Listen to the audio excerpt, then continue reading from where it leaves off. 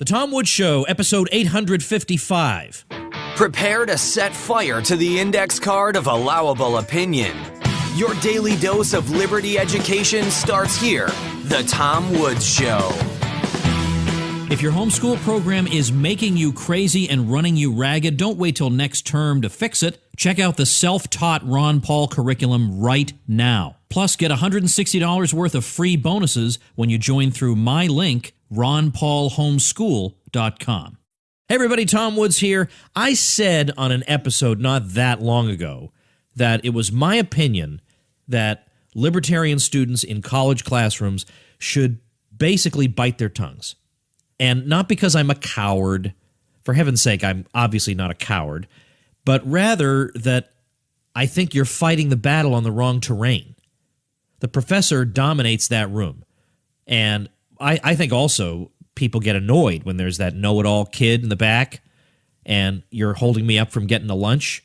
They're not saying to themselves, I wonder what my fellow student has to say about some important subject. I guarantee you nobody is thinking that. They're thinking, who is this jerk? Is it this jerk again? Can't I just get my B- and get out of here already?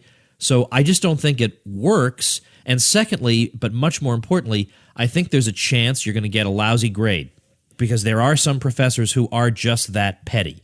And I don't think it's worth doing because in the rest of your life, you have potentially a much larger audience than you have in that classroom.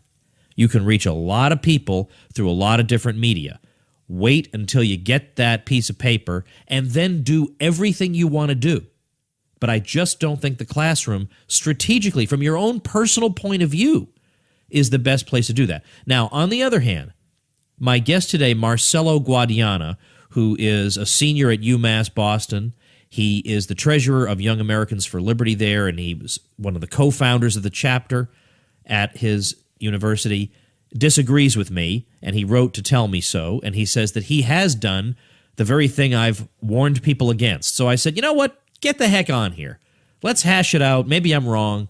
Not every single episode is going to be about, brain surgery.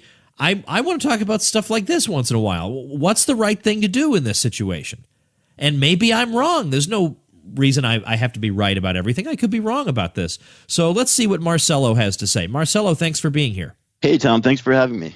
Let's dive in, first of all, to your difference of opinion with me on strategy regarding what a student should do in a college classroom. I said in a previous episode that it was my opinion that, generally speaking, a libertarian student should shut his mouth. Not because there's anything in principle wrong with speaking up, but simply in practice, you don't necessarily want to run afoul of that unfair professor against whom you have no recourse. My argument is you should keep your eye on the ball. When you graduate, there are millions, if not billions of people you'll have a chance to educate. Right now, you just got to get that piece of paper and get out of there. Why am I wrong? Well, yeah, I completely disagree. And let me just start off by bringing up a study that was actually published in the Boston Magazine just last month. So I think it really goes to show how much of a problem the left's control of education really is. So in the front cover of the magazine, it says how liberals are running college. Liberal professors in New England outnumber conservatives 28-1. Why that's bad for everyone. So 28-1 conservative professors are outnumbered.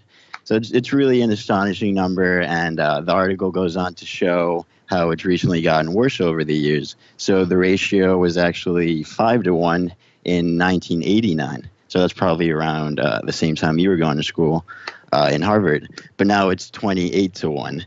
So, the article goes on to explain how students are being discouraged from questioning their liberal professors in class or giving their conservative opinions in class, and how there are actually a lot more conservative students out there, but they're scared to come out because they do go to very liberal colleges. So for me, organizing a libertarian club on campus, I've come upon a lot of students who said they voted for Trump or Gary Johnson, but they rather keep it a secret because they fear that they're going to get mocked by their teachers or students. So that's my main thing. It would be, speak up in class if you do have a conservative libertarian view. From my experience, these SJWs, they are a very small percentage on college campus. It's mostly students that are majoring in sociology, gender studies, labor studies, pretty much the majors which do promote the socialist doctrine, and which I think are pretty much useless in the real world. But even though they are a minority, I mean, they do still hold a lot of power on campus, as we've seen over the years. I mean, they've been able to get away with all their childish antics, their safe spaces, their microaggressions, especially since Trump began his presidential campaign.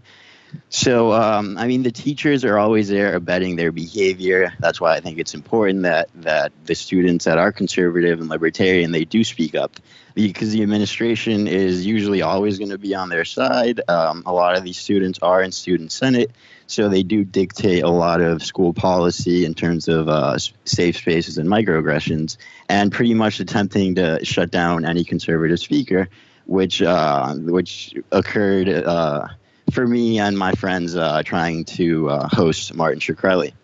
But like I was saying, they are a minority, and I would encourage students to give their opinion, even if their political views don't align with their teachers. I think this is what college is all about. It's expanding and testing your views. And yeah, I mean, this should also apply for the teachers, but it isn't, because no one's challenging them. They keep on abetting these social justice warriors. They continue to get away pushing their Marxist propaganda.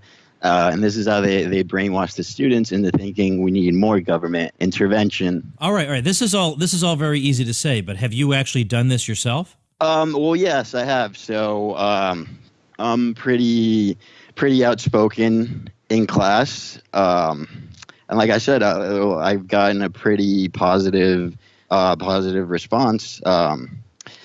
Yeah, I mean, I think it really does encourage other students to speak up. Well, what kind of classes are we talking? I mean, you're not taking gender studies classes, so what kind of classes are we talking about? I'm not, but my majors are political science and economics, so we're constantly getting into debate about politics, economics, and there are requirements as well. So last semester, I actually had to take a union class, which was pretty much all propaganda. It was all the teacher pushing her agenda of the workers' rights. She works in the labor department, so she also has her own agenda. She likes to go to protests. So you're just not going to get the other side, and that's something I was trying to provide in the class, the conservative side to unions, and explaining to them how I think unions are unnecessary. And yeah, I think it does a really good job of encouraging other students to speak up, which is the case for me. A lot of students are speaking up because I choose to pretty much be very open in my classes and not care what the teachers think. A lot of these teachers actually will like you more if you do provide those opposing arguments. Teachers that I disagree with, that I do get along with, I would say even you could email your teachers if you disagree with them, but you can't. You don't really want to talk in class. So there's a lot of ways I think that students could speak up in class and not get in trouble. Yeah, I just don't agree with what you and Tom Young were saying a couple weeks ago in your podcast. Yeah. I mean, I can see both ways, and I guess in a way it just depends on. It is kind of an individual preference based on how much risk you're willing to take. Some people are extremely risk averse, and they would rather just write articles for the, student newspaper that are controversial rather than confront a professor. Well, okay, that's a matter of personal taste, but I do think there are vindictive faculty members out there.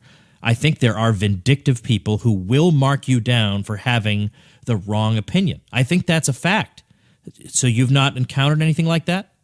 Well, I do think I think the teachers will grade, let's say, a mediocre paper that's liberal. They probably will grade it better than a mediocre conservative paper, right? But I still think if you do produce an A work paper, I don't think, and it's conservative, I don't think they're going to give you a B. I think they're going to have to they're going to have to give you what the paper's really worth. And if you do put in the work, then you do deserve an A. And if she gives you a lower grade, I think you should definitely just go to the administration and complain, or email her, or talk to other students in class.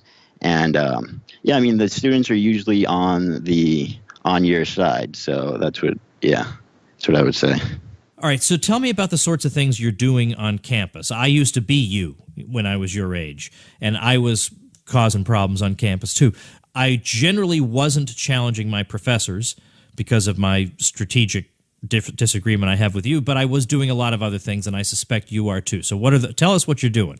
Well, yeah, I mean, me and my friends got together pretty much last semester, and we decided to organize this club, this libertarian club, the Young Americans for Liberty. And what we do, we're out there once a week. We're out there tabling. I have a really cool poster. I give out copies of the Constitution. And I always start off with the non-aggression principle. And for the most part, all students actually agree, and they want to learn more. I actually made this really cool poster with pictures, which explains the tenets of the non-aggression principle in a very easy way of understanding it. I also have pictures on the posters of Lenin's bread famine and the cannibalism during Soviet Russia, just to show students the dangers of socialism. And like I said, most students stop and listen after a couple of minutes of listening. They agree with the whole concept of voluntarism, and they want to learn more. And I've noticed the only people that try to argue with me are usually strict Marxists that don't really know what Marx stood for. They don't really know that he advocated for state power, and a lot of them simply don't know how to respond to libertarianism.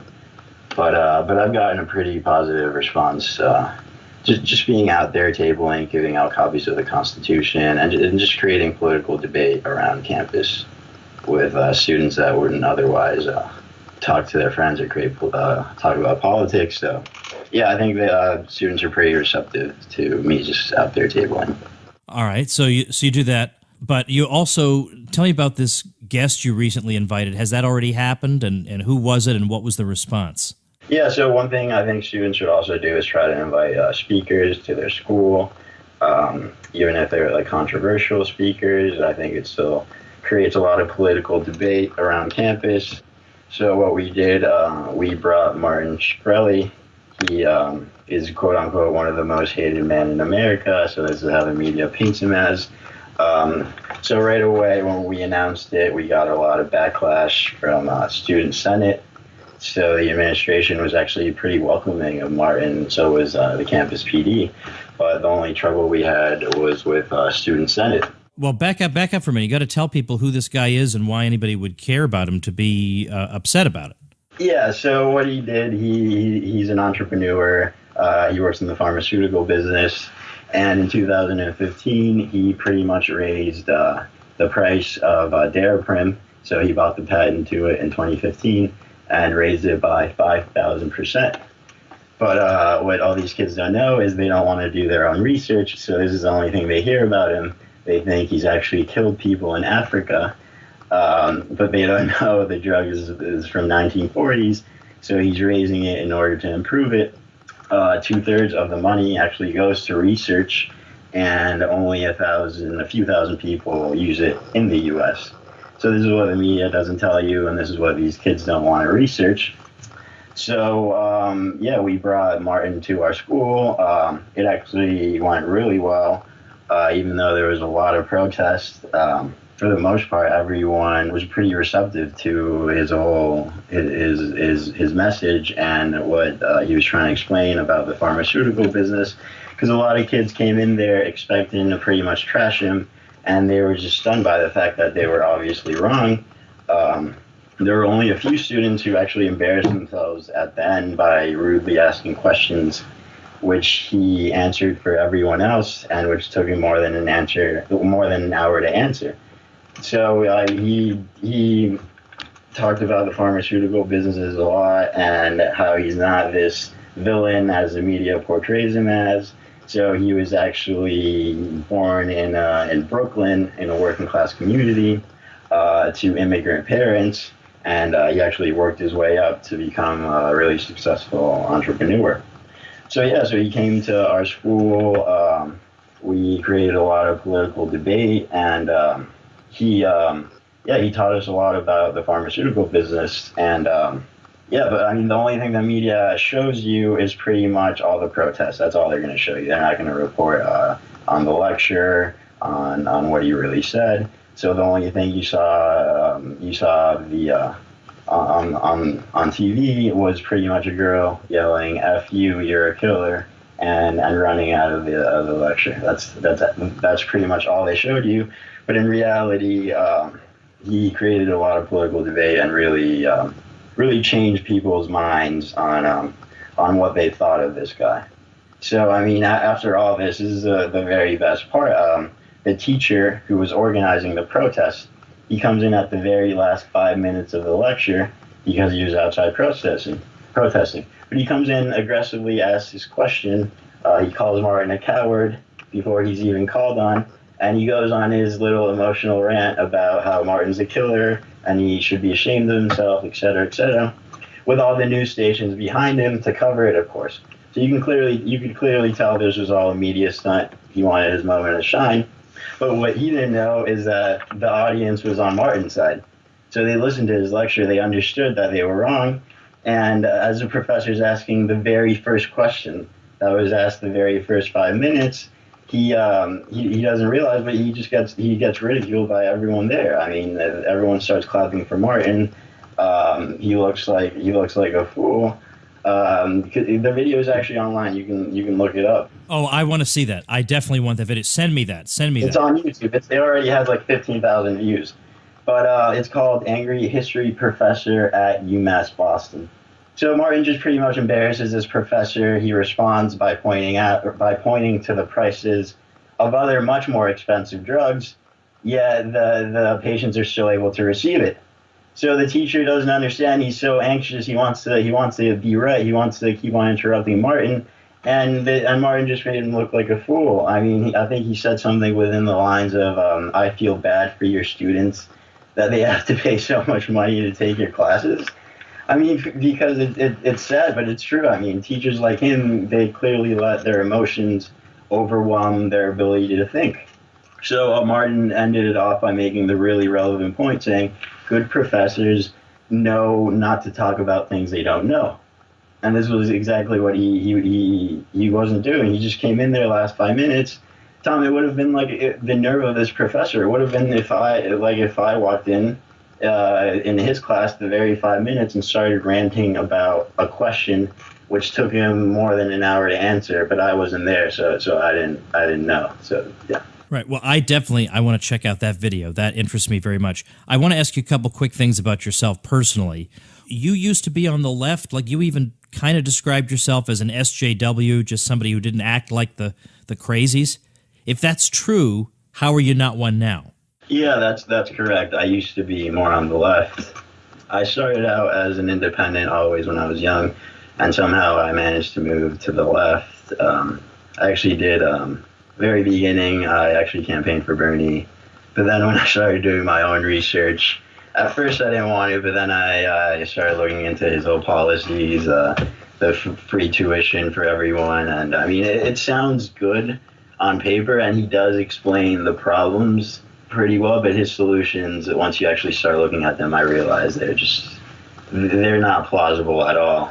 And yeah, that's when I started getting more into anarchism and anarcho-syndicalism, and then I eventually ended up at anarcho-capitalism and then libertarianism, of course. So yeah, that's kind of my whole story. But yeah, I was very much into the left. I would only stick to news from the left, so I would only watch pretty much the Young Turks. That's all I would watch. I didn't realize that you have to watch conservative news as well in order to get a good understanding, in order to be able to come up with good opinions. So that's something I kind of realized pretty much like a year ago. Well, tell me this. You moved to the United States when you were 3, came here from Mexico. I bet there would be some people who would think that on the basis of that, they know everything there is to know about you, including your political views. Have you run into that? Yeah, I have a lot of people. Well, I mean, identity politics is very rampant in college campuses, so you're kind of, in a way, you're these students always think you have to align with them if you're a certain race or background, which is completely not true. So a lot of these students are confused when they see someone like Milo, I guess a gay Trump supporter, or just any black Trump supporter. I mean, they don't understand that there's people that just look at the issues and don't stick to identity politics. But yeah, that's been my experience.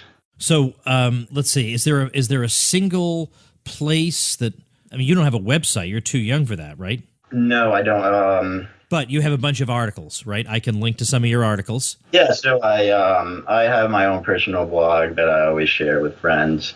I do write about social justice warriors. And then I also write for the Borgen magazine. So that just focuses on global issues, politics, and humanity. And yeah, you can also find my articles at the BorgenProject.org/blog. And yeah. Now, what are you going to do? Is this your senior year? Yeah, this is my senior year, so I have pretty much one more semester left before I graduate. Have you thought about what comes next for you? Yeah, I have. I definitely do like writing, so I'm going to stick to that. And I also I have ideas for business plans that I'm working on as well. So hopefully when I finish college, I could focus on starting a small business as well, which I'm looking to do. So yeah. All right. Well, sounds good. Well, maybe I'll rethink my position.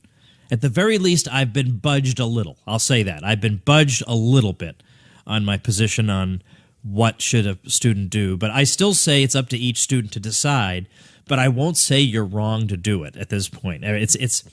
I can see the benefits because maybe that classroom setting is the only time anybody's ever going to, those kids are ever going to hear a dissenting voice. Is you, Marcelo, standing up and giving that voice. Maybe that is true. So, I stand corrected on that. Well, I appreciate your time today. Keep on fighting. Thanks a lot, Tom. I appreciate you having me on. All right, that's today's episode. Remember, hop on my email list because all the cool people get my emails. And you say, oh, I get too many emails already, Woods. Yeah, well, delete some of those and read mine. You can hop on my email list and get a free ebook at the same time by heading over to sanespacebook.com. You get my brand new ebook, Sane Space, sanespacebook.com, and then you'll start hearing from me. Your days will be brighter. There'll be a magic in your step from now on. So wait not a moment longer. Head over to sanespacebook.com, and I will see you tomorrow. Become a smarter libertarian in just 30 minutes a day. Visit TomWoods.com to subscribe to the show for free, and we'll see you next time.